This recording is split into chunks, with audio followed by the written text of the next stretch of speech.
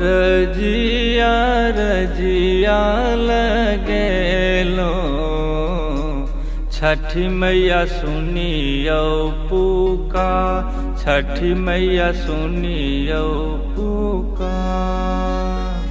बड़ रे जतन से हम केलो छठी मैया पावन तोहार, छठी मैया पावन तोहार।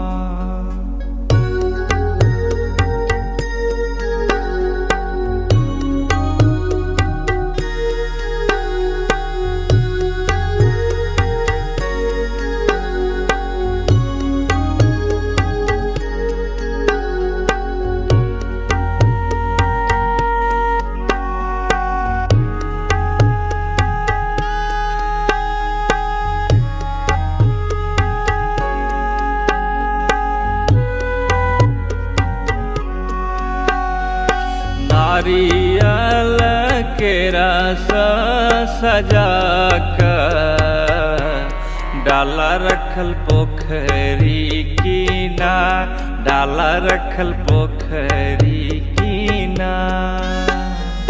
घाट बना के हो दीनानाथ तरी गेल जिंदगी हमार, तरी गेल जिंदगी हमार।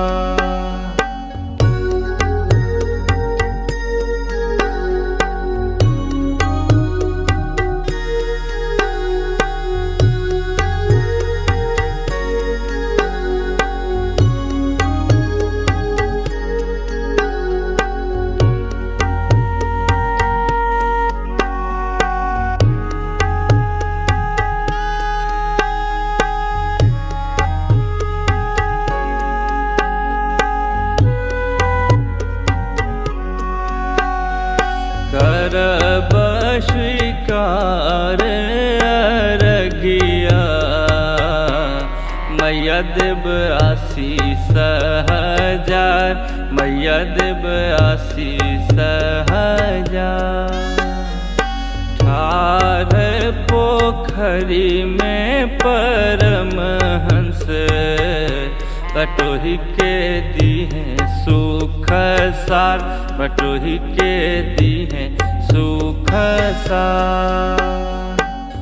रजिया रजिया लगेलो छठी मैया सुनियो पुकार, छठी मैया सुनियो पुकार। बड़ रे जतन से हम केलो छठी मैया पावन तोहार, छठी मैया पावन।